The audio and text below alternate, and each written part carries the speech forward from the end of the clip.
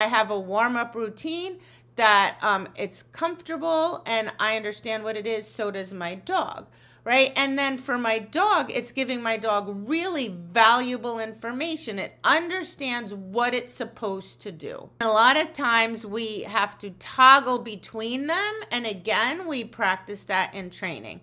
So I may do some acclimation, then ask my dog to, can you work? My dog might be like, nope, I can't. So I go back and I do more acclimation, right? Or I may say to my dog, can you work? My dog says yes. I start the warm up. The dog's like, yeah, I'm not as ready as I thought. So I might need to go back to here, or I might need to go back to there. I go to a trial. I look exactly the same as I look in training. Right now, look at how happy she is. Why? Because she knows what that means.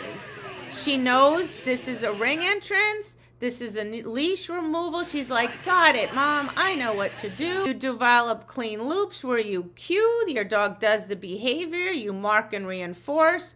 You reconnect. You give your dog a few seconds to get refocused, and then you do that over and over. So here, I mark. This is all part of my reinforcement. Then I get her back in position. Notice how we never disconnect and we never stop. Now we heel. I mark and reinforce. I maintain connection. We go back into heel position. Move on to the next thing. To watch or not to watch? I don't watch other teams for the most part, unless it's a friend or a student, okay? Why? Because all it does is mess with your mind.